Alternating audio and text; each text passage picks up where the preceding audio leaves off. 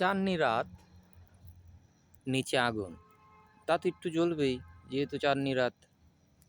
তো প্রসঙ্গ হইল, বাংলাদেশের রাজনীতিতে জামাত কেন বারবার হুচুট খায়?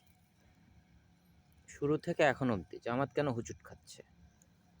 মূলত তাদের যে চিন্তা চেতনার জায়গা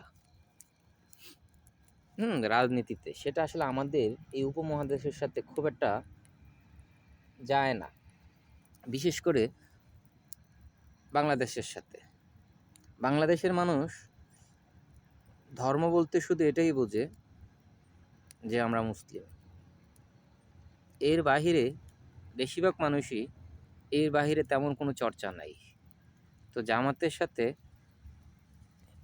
এই যে আমাদের একটা দূরত্ব, মুসলিম ইসলামিক দল হিসাবে যেই ঘোষণা আসে, মানুষ এইখানে একটু ভয় পায় যে জামাত কি আসলে অনেক কঠোর হয়ে যাবে? নারীরা কি রাস্তায় বের হতে পারবে না? নারীরা কোনো কাজ করতে পারবে না? পুরুষরা কি তাদের একদম মসজিদে যেয়ে বসে থাকতে হবে, মাথায় টুপি রাখতে হবে, গাল ভর্তি দাড়ি রাখতে হবে? এই যে একটা দ্বিধাদ্বন্দ্বের জায়গা, এই ব্যাপারগুলো জামাতের পরিষ্কার করা উচিত যে ধর্মে এইগুলা কোনো রকম বাধ্যবাধকতা নাই।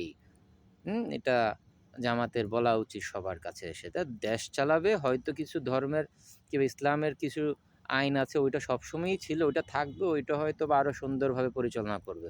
কিন্তু এর মানে এই না ধর্মে কাউকে কোনো কিছু চাপিয়ে দেওয়া একেবারেই নিষেধ। ধর্ম একেবারেই একটা সুন্দর জিনিস। এটাকে কোনোভাবে চাপিয়ে দিয়ে এটাকে ঘোলা করার কোনো সুযোগ নাই। এটা জামাত আসুক আর বিএনপি আসুক আর কিংবা কোনো হিন্দুত্ববাদী দল আসুক, এটা কারো বেলায় সুযোগ নেই। এই ব্যাপারগুলো জামাতকে আরেকটু পরিষ্কার করা উচিত বলে আমার মনে হয়। জামাতে এই জিনিসগুলা কেমন জানি মানে একটা গোলা করে রাখছে। মানুষ গ্রামগঞ্জে বিভিন্ন জায়গায় বিভিন্নভাবে ভীতু হয়ে আছে যে জামাত নাকি ক্ষমতায় আসলে নারী আয়ন কিংবা নারী উন্নয়নের যেই প্রকল্প আছে কিংবা নারীদের যে কাজের ফ্রিডমতা আছে ওইগুলা থাকবে না, এই সেই হাবিজাবি অনেক কথা এই জামাতের এই ক্ষমতায় আসা নিয়ে অনেক প্রসঙ্গ তোলা হচ্ছে।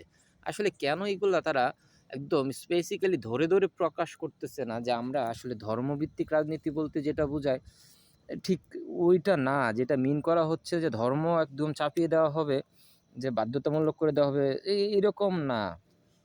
এখন এই জিনিসগুলো যদি জামাত এসে আমাদেরকে না বুঝাইতে পারে, তাহলে তো জামাতের যে উজ্জ্বল ভবিষ্যৎ সেটা তো আসলে ভোটের দিন যে এত মানে মুখ খারাপ করলাম না, ওইটা তো ভোটের দিন দেখা গেল যে একদম লেজে গোবরও হয়ে গেল।